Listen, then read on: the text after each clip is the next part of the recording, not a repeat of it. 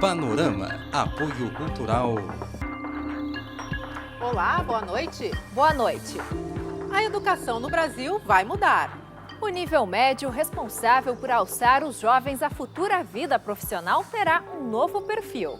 Hoje, o Panorama vai detalhar a proposta de reforma do ensino apresentada pelo governo federal. Entenda o que é a base comum curricular que vai dar sustentação ao novo modelo. Como as escolas públicas e privadas vão se adaptar às mudanças. Quais os impactos das alterações na vida dos alunos e professores. Veja também uma dica de cinema com entrada franca em Porto Alegre. E saiba quais as atividades mais sujeitas ao estresse provocado pela pressão no ambiente de trabalho.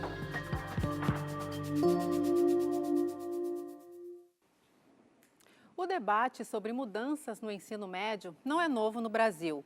Há muito se fala sobre a necessidade de dar um caráter mais pragmático a este nível da educação que prepara os jovens para definir a futura vida profissional. Mas claro, como muito temos falado aqui no Panorama, nestes tempos de reformas em vários setores da vida social, política e econômica do país, as mudanças geram polêmicas. Segundo o Ministério da Educação, a implantação efetiva do novo modelo proposto pode ficar para 2020. A estimativa tem como base a definição da Base Nacional Comum Curricular, que só deve ser apresentada no final deste ano. A Universidade FEEVALE, em Novo Hamburgo, e a segunda Coordenadoria de Educação, composta por 38 cidades, sediaram o primeiro seminário estadual para a estruturação do novo ensino médio. A proposta é fazer debates nas várias regiões do estado, que é dividido em 30 coordenadorias de educação, para construir o currículo que será adotado aqui. Serão pelo menos 2 anos de trabalho, pois a implantação da reforma aprovada por lei em fevereiro ainda depende da publicação da Base Nacional Comum Curricular, que define 60% das disciplinas obrigatórias. Quando nós tratamos sobre a base curricular comum, nós estamos dando a condição de equilíbrio para todo estudante que entra nas escolas técnicas ou tradicional educação, aquele do ensino médio, uma condição de equilíbrio de conhecimentos, para ali ele montar a sua plataforma de como vai se desenvolver dali em diante. A palestra de abertura foi uma videoconferência do secretário de Educação Básica do Ministério da Educação, Rocieli Soares da Silva. Ele iria a Novo Hamburgo, mas ficou impedido de viajar por causa de manifestações ontem em Brasília. Rocieli confirmou que a base curricular deve ser finalizada até novembro, para ser entregue ao Conselho Nacional de Educação. O objetivo da reforma é flexibilizar os currículos de acordo com as realidades regionais e as vocações e interesses dos estudantes. Rocieli destacou a preocupação com o baixo desempenho e a alta evasão escolar no ensino médio. Se a gente vai ter menos jovens ingressando tanto no sistema de ensino superior e tudo mais a partir de 2022, o mercado de trabalho também vai sentir muita falta em breve, coisa que acontece em alguns países que hoje já têm incentivo à natalidade, né? O Brasil vai começar a entrar numa crise no futuro de ter um país menos jovem, um país mais envelhecido. Qual que é o problema disso? Mais sério é que nós não estamos formando os nossos jovens adequadamente, não estamos preparando para a vida. A reforma do ensino médio foi apresentada por medida provisória em setembro do ano passado e logo motivou protestos em todo o país. Estudantes ocuparam escolas, inclusive no Rio Grande do Sul. A principal polêmica na época foi a retirada da obrigatoriedade de disciplinas como a filosofia, a sociologia, as artes e a educação física, antes previstas pela LDB. O texto final, aprovado no Congresso Nacional, só manteve como obrigatórios o português, a matemática e o ensino de inglês. Mas uma emenda contemporizou a situação e garantiu, através de estudos e práticas, estas disciplinas no currículo. A comunidade escolar que participa da discussão está atenta a esta construção do currículo no estado. Hoje parece que só se precisa estudar aquilo que é útil, né? Uma visão muito utilitária do conhecimento. Mas você tem um conhecimento amplo que te permite, sim, aí pensar o seu dia a dia de uma forma muito mais ampla, pensando soluções, usando esses conhecimentos que aparentemente não são tão utilitários. Além da ampliação da atual rede de 167 escolas técnicas, o Estado terá como desafio o aumento gradativo da carga horária, que pela reforma passa de 800 para 1.400 horas por ano. Nós temos um número pequeno de escolas técnicas e nós vamos ter que ver como nós vamos viabilizar, se vai ser com parcerias, como isso vai acontecer. Nós já temos que começar a discussão para que nós possamos, aqui no Rio Grande do Sul, ter um currículo que possa, ao mesmo tempo, formar um cidadão, aí com disciplinas que são importantes, como filosofia, artes, educação física, assim como encaminhar os nossos estudantes para uma formação profissional. Os 2 anos de discussão vão organizar a estrutura e os conteúdos a serem trabalhados no ensino médio gaúcho. Pois é, todas essas alterações no ensino médio serão um grande desafio.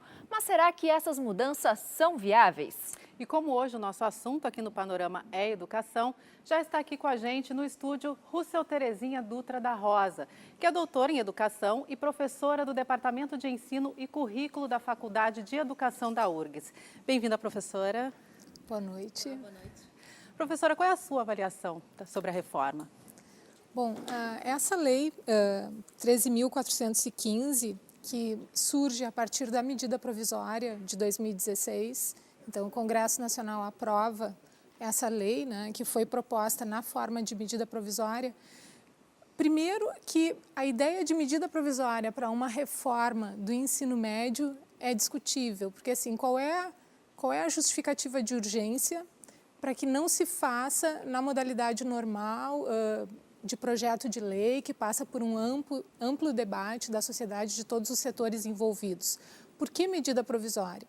Qual é a justificativa da urgência se a implantação dessa legislação exige um outro texto, que é a Base Nacional Comum Curricular, que ainda não está pronto. A terceira versão para o ensino médio ainda não está pronta, a gente ainda não conhece.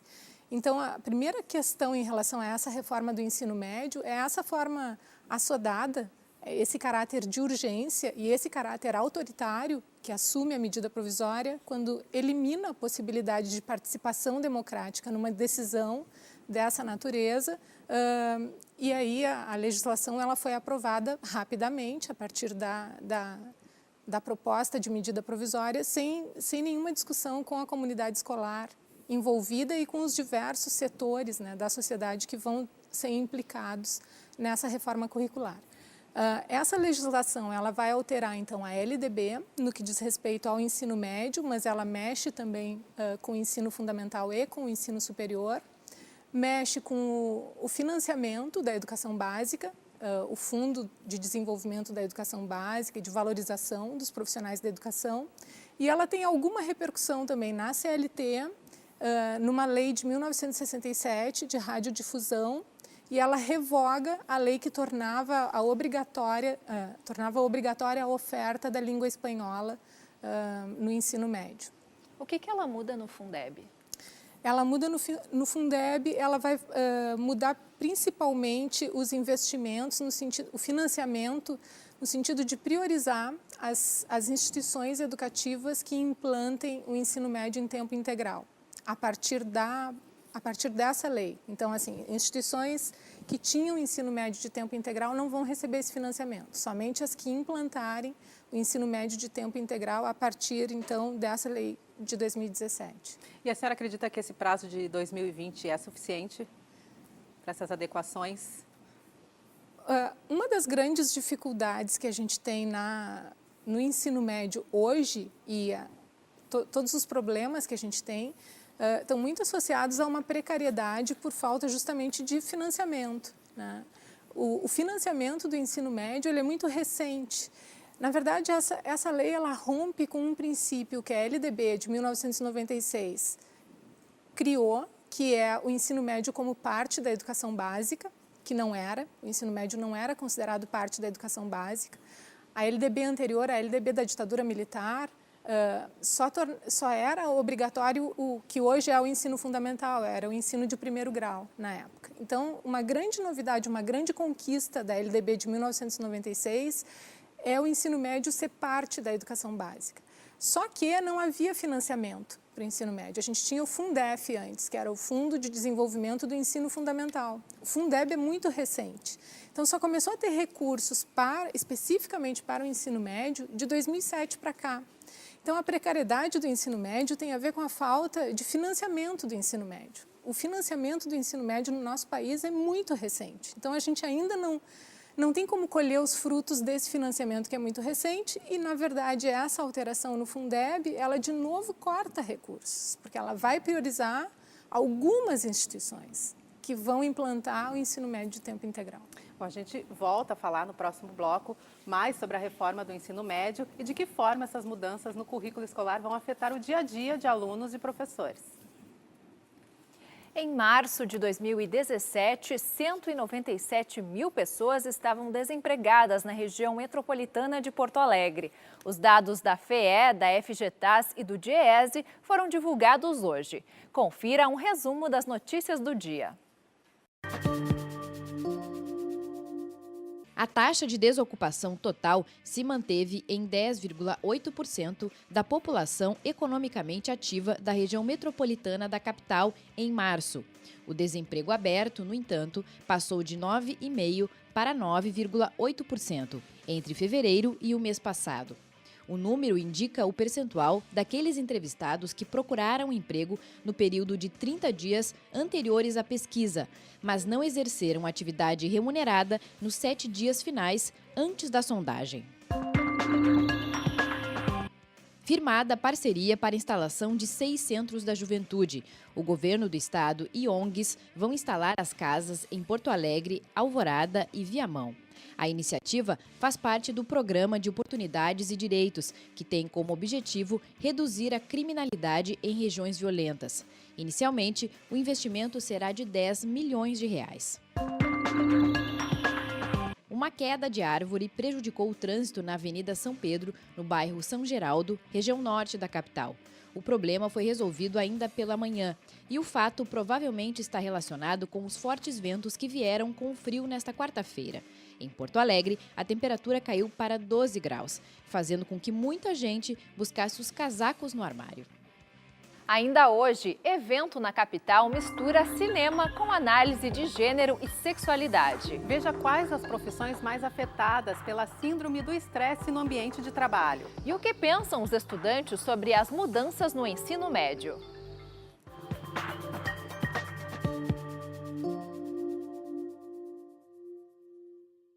Acontece hoje na URGS a disputa estadual da Chinese Bridge, uma competição que mede o conhecimento da cultura e da língua chinesa. E 16 universitários gaúchos concorrem a uma vaga na etapa nacional. O objetivo é nada mais, nada menos do que ser o representante brasileiro da competição lá na China. E o repórter Carlos Vogt está lá na URGS e conversa com um dos jurados. Boa noite, Carlos.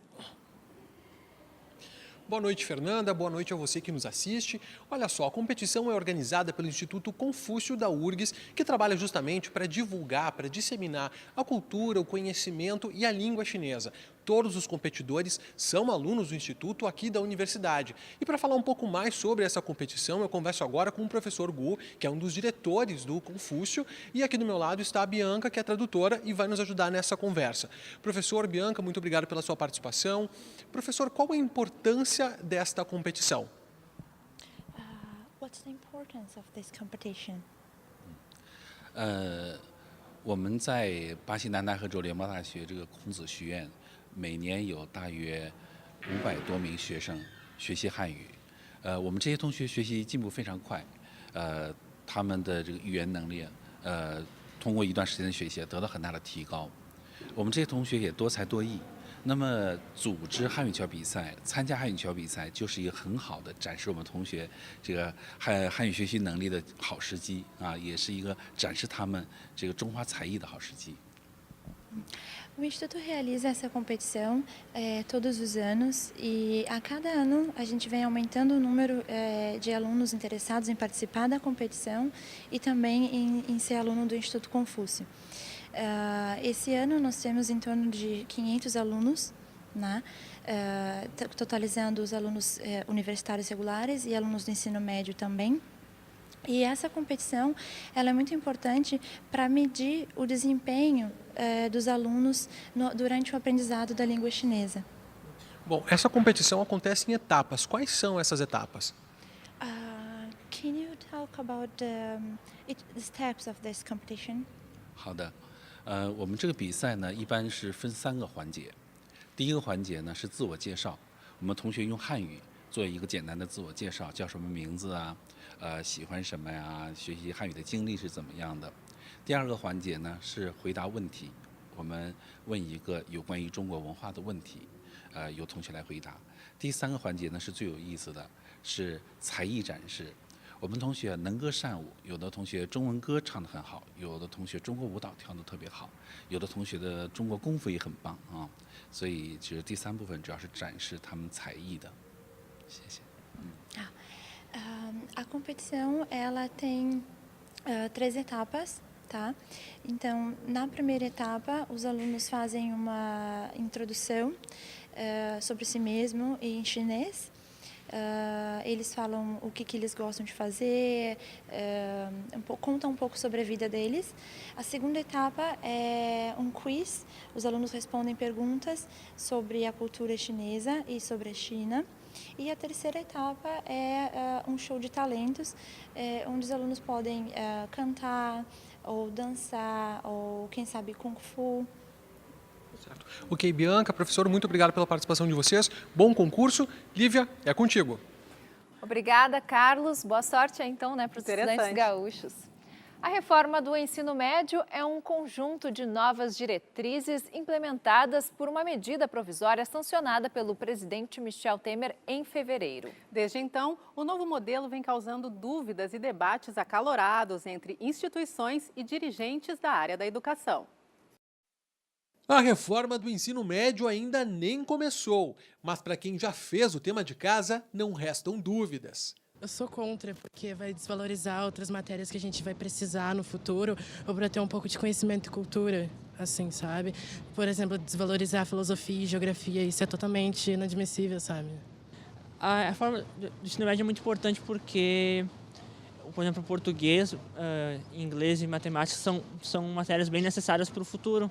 Por exemplo, se tu for usar inglês, uma língua estrangeira, ela é essencial se tu for fazer alguma coisa que envolva que tu faça para outro país. E matemática é tipo para engenharia, que é necessário aprender. Português é para aprender nossa linguagem. Pela nova lei, as escolas serão obrigadas a oferecer a cada ano 60% do conteúdo previsto nas disciplinas da base curricular e outros 40% dos chamados conteúdos formativos, como é o caso do ensino técnico.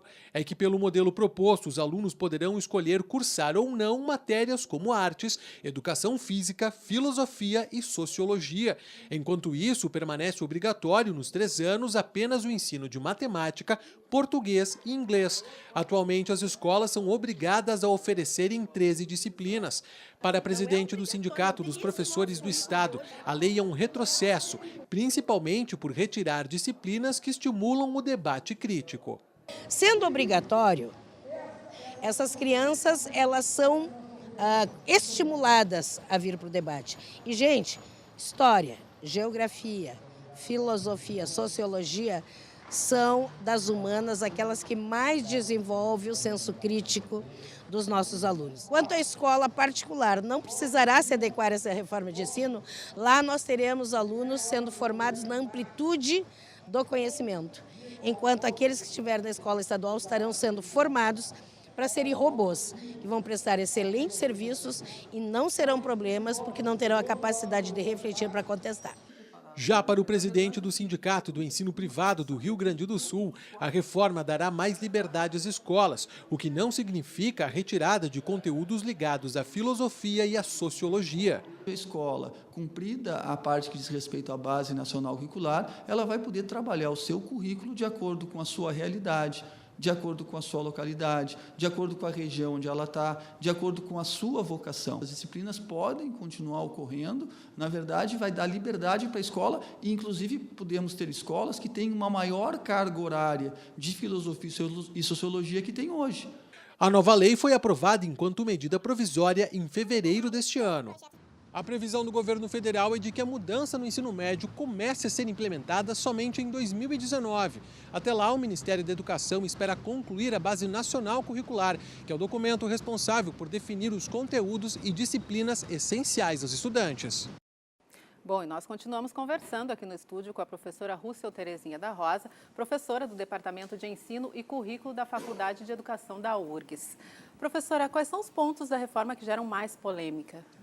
Bom, um deles diz respeito à carga horária, né? Que hoje a gente tem um ensino médio com 2.400 horas, 800 horas anuais, e a ideia é, dentro de 5 anos, então, passar para 1.000 horas, com a meta de chegar até 1.400 horas anuais, o que daria 4.200 horas. Mas como é que se compõe essa carga horária ampliada? A lei também diz que a carga horária correspondente à Base Nacional Comum Curricular fica limitada a 1.800 horas. A Base Nacional Comum Curricular é composta pelas 4 grandes áreas de conhecimento que já estão previstas nas diretrizes curriculares da educação básica, que é linguagens, matemática, ciências da natureza e ciências humanas. Então, essa formação geral do ensino médio, na verdade, embora a carga horária do ensino médio se amplie de 2.400 horas para 3.000 horas ou 4.200 horas, a formação geral fica restrita a 1.800 horas. Bom, além disso, um outro ponto polêmico é a obrigatoriedade da língua inglesa. A LDB antes previa uma língua estrangeira moderna e assim, o espanhol prioritariamente, e no ensino médio era oferecida uma língua estrangeira moderna, obrigatoriamente, os alunos precisavam cursar uma obrigatoriamente, e ainda se oferecia mais uma língua opcional. E agora passa a ser exclusivamente a língua inglesa. E isso, bom, tem implicações para a própria integração do Brasil na América Latina, né? Então, esse é um outro ponto polêmico. O outro ponto polêmico é que a medida provisória eliminava alguns componentes curriculares, como artes, educação física, filosofia e sociologia. A lei, agora de fevereiro, ela afirma a obrigatoriedade desses componentes curriculares na Base Nacional Comum Curricular.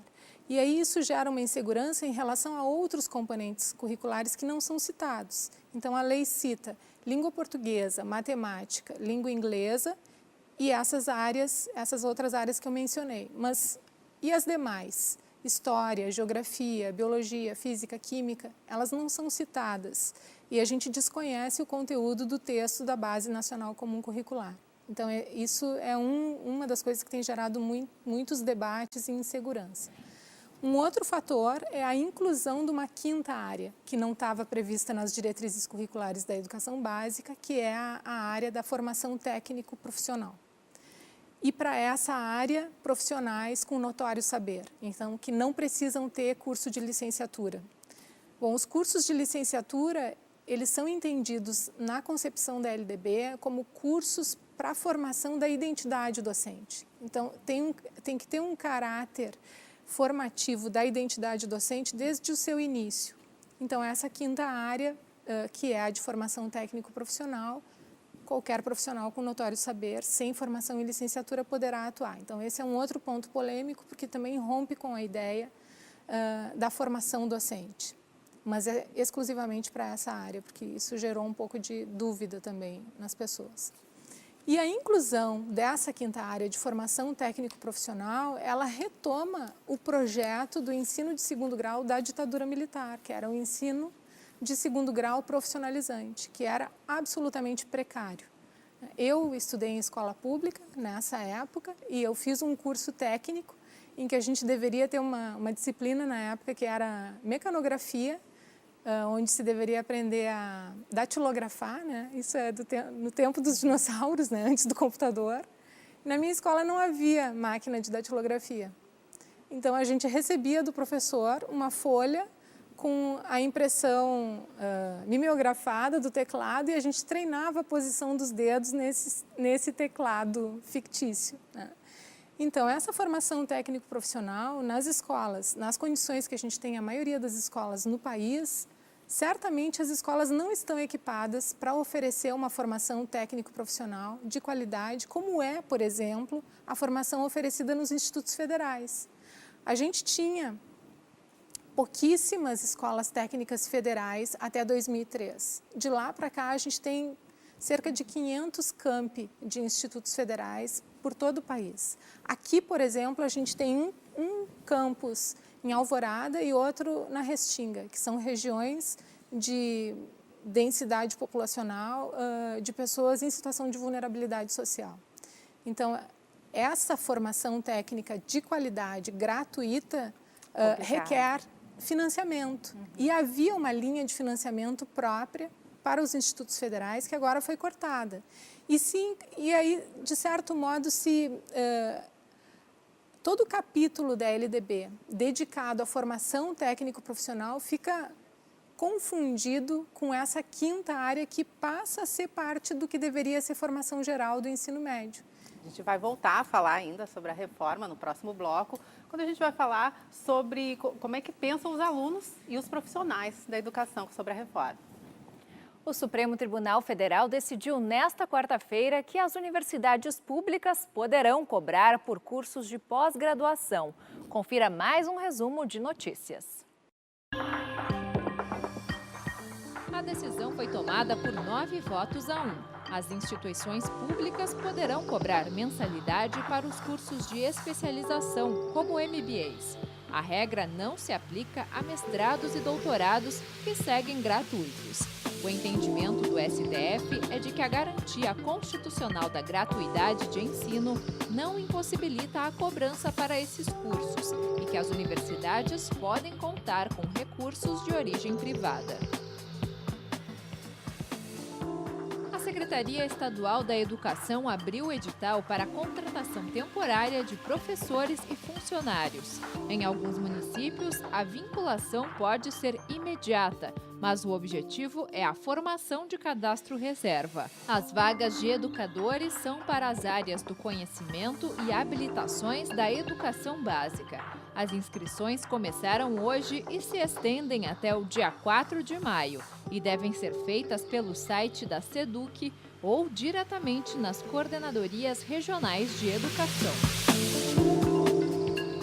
A partir de hoje, trabalhadores dos Correios entram em greve por tempo indeterminado. Segundo a Federação Nacional que defende a categoria, a mobilização é um protesto contra ameaças de privatização e demissões, o fechamento de agências e repasses de valores ao governo federal acima do estabelecido. Em nota, a empresa informou que adotará as medidas necessárias para garantir a continuidade dos serviços, mas não comentou as reivindicações dos funcionários. E como hoje o nosso assunto é educação, também vamos falar sobre os centros da juventude aqui do estado, já que hoje foi assinado um termo de colaboração para a implementação de novas unidades. Para falar sobre este assunto, está aqui com a gente no estúdio o Aldo Pérez, diretor do Escritório de Projetos da Secretaria do Desenvolvimento Social. Boa noite, tudo bom? Boa noite, tudo bem. De que forma funcionam os centros? Os centros são pensados para ser um local de referência da juventude nesses territórios, principalmente nas localizações em Porto Alegre, em 4 bairros, em Alvorada e Viamão. E os jovens vão ter lá um espaço de convivência, mas principalmente de complementação de escolaridade e também de profissionalização. Bem na linha do que nós vínhamos comentando em termos de ensino profissionalizante, os jovens também ali vão ter esse espaço para ter essa formação profissional. O Banrisul auxiliou, né, nesse processo aí. Outras empresas, como é que elas podem participar? Sim, esse projeto está sendo desenvolvido com recursos do financiamento internacional obtido pelo governo do estado junto ao BID, na ordem de 56 milhões de dólares. E estão previstas várias ações em 4 componentes e nesse componente especificamente nós temos então a parceria com uma série de empresas públicas e empresas privadas também, e essas empresas estão participando desde como o Banrisul hoje também fez uma doação de computadores que vão equipar esse centro da juventude. Nós também temos a parceria de empresas que vão fornecer vagas para esses jovens e também a formação, mas principalmente através da sociedade civil organizada, essas instituições que estão firmando os termos de colaboração com o Estado, que vão executar as atividades do Centro da Juventude. Quais são os serviços oferecidos? Os serviços oferecidos, o jovem vai ser acolhido por essa equipe e ele vai passar por um atendimento preliminar, e nós temos 3 percursos do jovem dentro do Centro da Juventude. O primeiro é o percurso sociocultural, então esse jovem vai ter toda uma preparação de cultura cidadã, uma formação social. O segundo percurso é o socioprofissionalizante, onde ele vai ter uma profissionalização e o acompanhamento dele para o mercado de trabalho. E o terceiro, que é o jovem multiplicador, que é criar novas lideranças juvenis nesses territórios que vão então perpetuar essa política. São jovens principalmente em situação de vulnerabilidade social. Sim, todos, principalmente e exclusivamente em situação de vulnerabilidade social. Meninos e meninas, e vão ter um atendimento também todo da rede de atenção da sociedade, através do CRAS, de todas as outras, ação social também, mas são jovens nessa condição. O senhor até já citou alguns aí, mas quantos são no total e quais são os bairros de Porto Alegre onde eles vão ser instalados? São 6 centros, 4 em Porto Alegre, então o primeiro deles já está em funcionamento na Loba do Pinheiro, junto ao CPCA, o Centro de Promoção da Criança e do Adolescente. Hoje foram firmados os outros 5, na Rubem Berta, que vai funcionar junto ao Centro Vida, na Cruzeiro do Sul, que vai funcionar ali próximo ao CEGEB, e na Restinga também, que vai ser próximo ao Secores. Em Alvorada vai ser no bairro Salomé e Viamão no bairro Santa Cecília, próximo à Parada 40, junto à Escola Ana Jobim. E qual o investimento para a implantação destes centros? Nessa primeira fase, que são os atendimentos que já começaram, então, começam nesse momento, nós estamos investindo na ordem de 10 milhões de reais. Mas o investimento total desse componente envolve, inclusive, a construção dos prédios que estão, nesse momento, vão ser atendidos em prédios provisórios, mas a construção já deve começar ainda nesse segundo semestre, e envolve 18,6 milhões de dólares do financiamento. Então, é um valor bastante elevado para esse componente. Ok, então nós conversamos com Aldo Pérez, que é diretor do Escritório de Projetos da Secretaria do Desenvolvimento Social. Muito obrigada pela presença aqui no Panorama. Obrigado. Uma boa noite. Boa noite. Bom, depois do intervalo, saiba como os estudantes avaliam as mudanças propostas para o ensino médio. E ainda, tem dica de cinema de graça na capital. É daqui a pouco.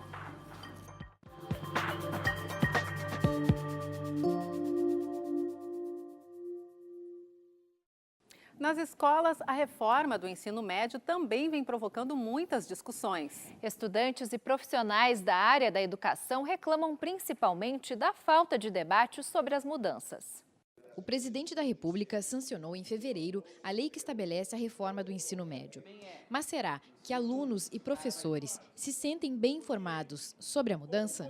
Muitos professores não realmente, a população em si, a sociedade, não tem assim uma certeza absoluta do que realmente diz o texto, né? Porque tudo foi muito rápido. Podia ter sido muito mais divulgado para nós, discutido tanto em sala de aula como na nossa casa, e não ter só as informações vindas pela que a gente olha na TV e nos noticiários, porque é algo do nosso futuro. E quem vai ser afetado não faz ideia de como vai ser afetado e de por que isso está acontecendo.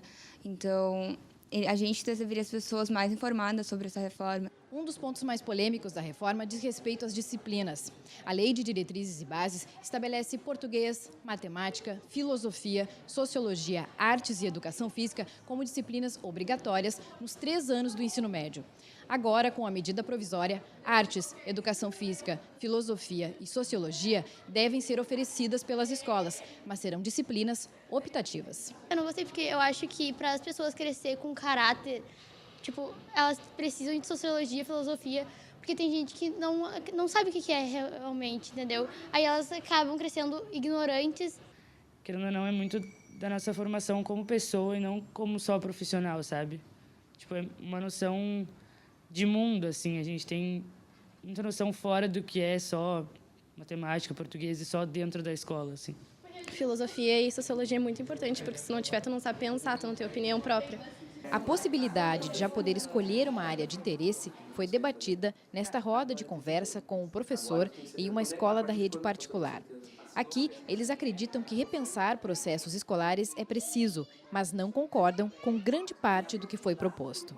Quando a gente escolhe alguma área, a gente se fecha para outras e torna o nosso caminho muito pequeno e não expande o nosso conhecimento. Se a gente for pegar aquela propaganda do governo falando sobre a reforma do ensino médio, a gente acha que é uma coisa maravilhosa, né? Mas tem seus pontos negativos, como esse das áreas, por exemplo, tu fica limitado. Tu tem que escolher uma área, mas tu é limitado a poder trocar ou algo do tipo, porque tu meio que te formou. Outra questão abordada foi a possibilidade de ter como professor uma pessoa com um notório saber em alguma área, conforme está descrito na lei. Considerando que nós temos o notório saber e a terceirização junto, essas coisas podem ser combinadas, né? E aí uma escola que exige, de fato, um professor com formação, agora, no final das contas, pode até aceitar um professor sem formação pedagógica, por questões de custos. Muitas vezes esse professor não tem a sensibilidade que uma pessoa formada tem, entendeu? Que estudou para isso. Ele pode ser um físico ou uma pessoa que não conseguiu, não sucedeu bem na sua carreira e teve que mudar, teve que ir para um plano B. Uma alteração importante na rotina educacional foi lembrada pelos professores. A medida altera de 800 para 1.400 horas-aula anuais. Essa modificação afeta especialmente a rede pública. A escola de tempo integral talvez ela seja um lance assim, muito bom e que dê certo para o ensino fundamental, né? Que são aquelas crianças ainda da educação infantil. Mas os nossos alunos, principalmente na nossa escola, que é ensino médio, a maioria dos nossos alunos, no turno inverso, eles estão em estágios e esses valores que eles recebem a título de estagiários ajudam, sim, na economia da família, inclusive na passagem, né, para eles virem na escola. Com certeza a carga horária vai prejudicar principalmente as famílias mais pobres, né, porque tem alunos que fazem estágio para comprar suas coisas e tem alunos que fazem estágio para ajudar em casa, com comida muitas vezes. A reforma passará a valer um ano após a aprovação da Base Nacional Comum Curricular, que define o aprendizado em cada etapa. A questão é que, para além de posicionamentos teóricos, nós temos uma preocupação em função da definição conforme a faixa etária, que é uma preocupação que se tem em escola. Qual é o conhecimento possível de se desenvolver com uma determinada faixa etária? Então, por isso é tão importante que a gente tenha uma base nacional curricular que atenda uma formação de educação básica, mas que também atenda a especificidade de cada região.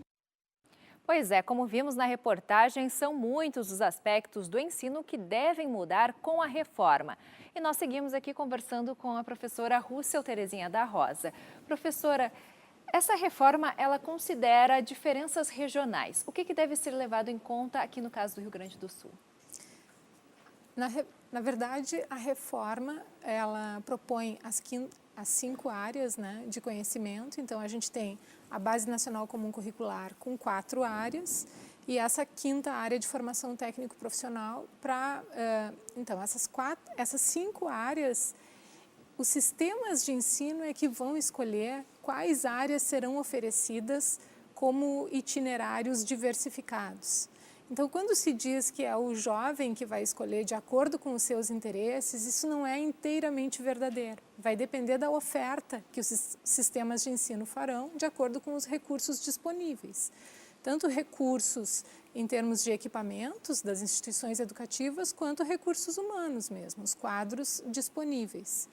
Bom, um outro aspecto dessa reforma é que ela também prevê a possibilidade de parcerias público-privado, especialmente para o atendimento dessa 5ª área de formação profissional. E mais, a própria atuação no setor produtivo, então esses estágios que os jovens costumam fazer, isso pode vir a ser contabilizado como carga horária do ensino médio.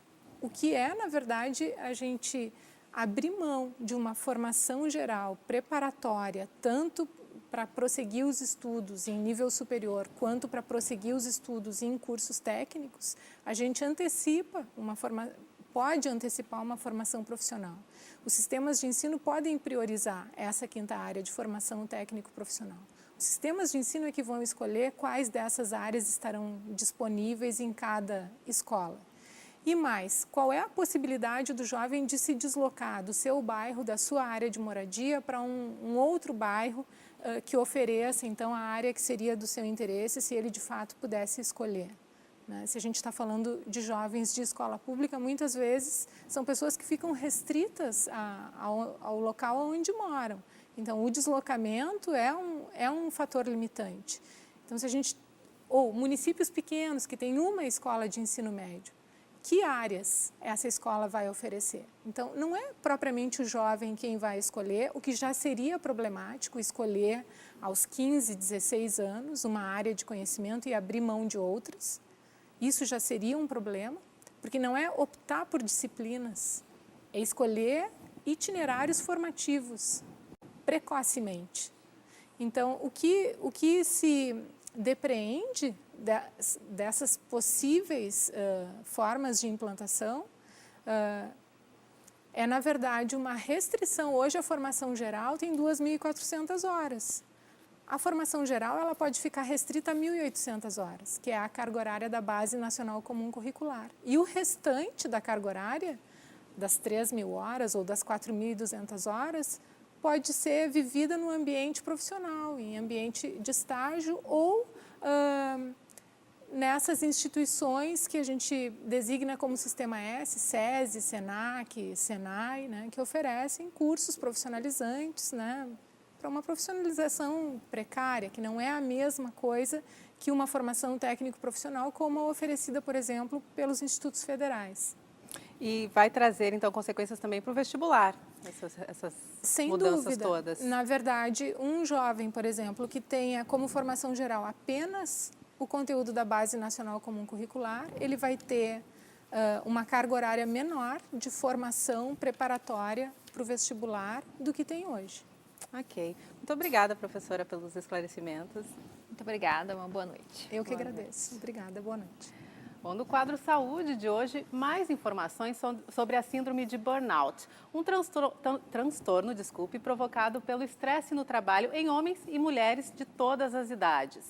Você sabia que profissionais das áreas da saúde e educação estão entre os mais afetados pela síndrome? Pois é o que a gente vai ver agora.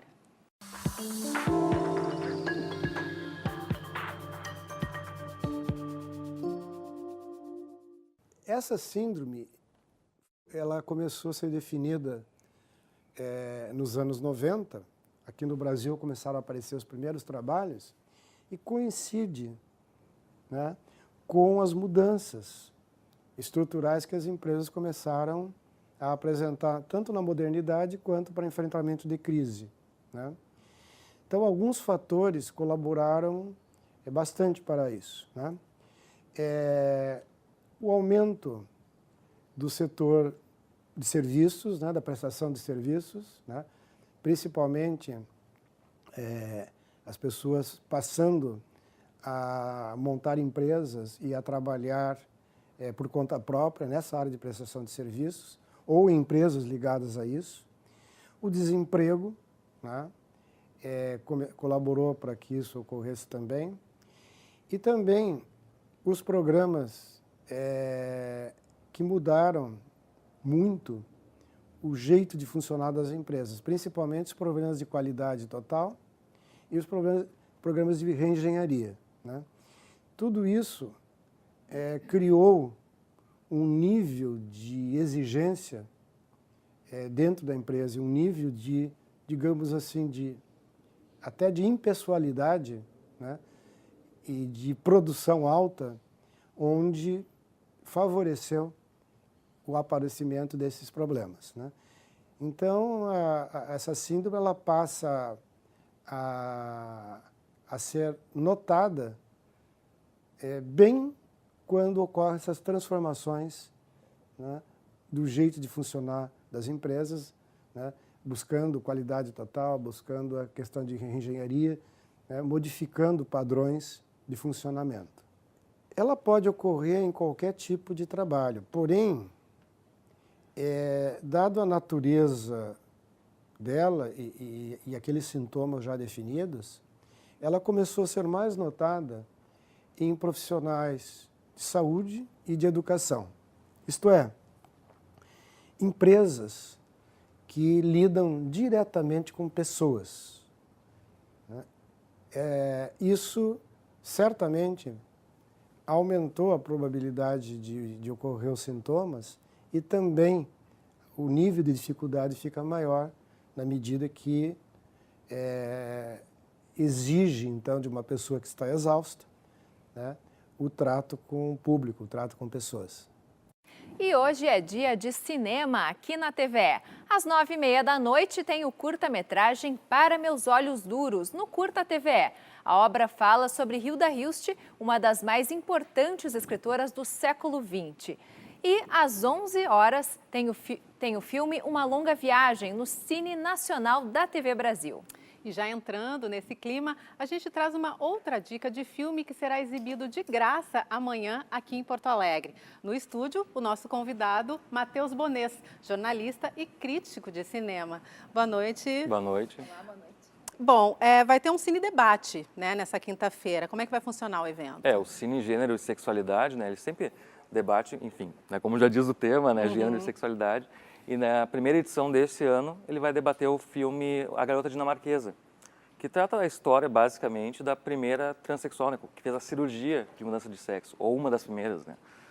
E então é um debate bem interessante, porque ainda vai trazer a Adriana Souza, né, coordenadora de diversidade de gênero, agora deu um branco, cargo específico, né, aqui do Estado, que é uma transexual, a primeira transexual diretora de uma escola aqui. Então, acho que é bem importante o filme e também a figura da Adriana sendo alguém trans para debater um tema que está tão em voga agora, né? Pois é, o filme é baseado em fatos reais, né? Exatamente, ele é baseado em toda a relação da Lily Help, que é a pintora que antes era homem e se transformou em mulher, né, depois da cirurgia, e a relação dela com a esposa, né? Como é que foi o relacionamento deles a partir disso.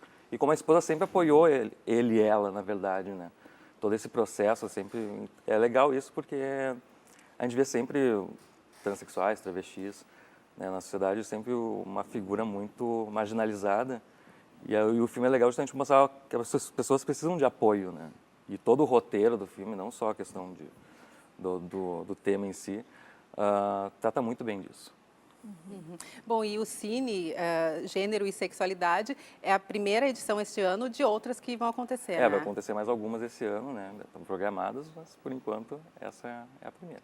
No caso desse filme, por exemplo, o diretor deixa bastante claro que a pessoa não se sente à vontade com o corpo que nasceu, não é Sim, mesmo? não. Desde o início do filme, a primeira vez que o pintor veste uma roupa de mulher, é justamente para posar para a mulher, que é uma pintora também. Então ele veste as roupas e começa a pensar, a lembrar de como ele se sente desconfortável no corpo masculino, né? Então aí começa todo o processo mesmo, de verdade. Tem uma cena bem legal também, ainda no início do filme, que é não muito spoiler, né, para não estragar quem for assistir, mas que eles vão num baile de algum primo, agora não lembro, algum amigo, e ali ele vai vestida de mulher já, como uma brincadeira, e acaba sendo assediada por um rapaz lá e acaba gostando disso também. Então tem toda essa questão, né, não só do gênero, da sexualidade mesmo, que é muito bom de discutir. E como é que é a participação do público no evento? Olha, é um evento aberto ao público, é um evento aberto, a entrada é franca, né? E vai ter um debate, enfim, um bate-papo. Isso mesmo. Tá certo, então vamos dar então aqui os dados sobre o evento. É Cine, Gênero e Sexualidade, que vai acontecer às 7 horas da tarde, isso mesmo? No Anfiteatro Heitor Masson Cirne Lima, Universidade Federal de Ciências da Saúde de Porto Alegre. Isso mesmo. Ok, então, muito obrigada. Feito o convite. Isso mesmo. Eu agradeço. Muito obrigada, né? Matheus Bonês, crítico de cinema. Obrigado. Uma boa noite para você. Boa noite. Muito obrigada. E antes de encerrar, um convite. Vai ao ar às 9 horas da noite o segundo TVE Repórter sobre a produção de vinhos na Serra. Conheça o enoturismo no estado, as pesquisas do setor e o vinho gaúcho que chega atualmente a mais de 30 países do mundo. Mas antes você fica com o Debate TVE, que segue falando sobre as mudanças no ensino médio. Uma boa noite para você. Boa noite, até amanhã.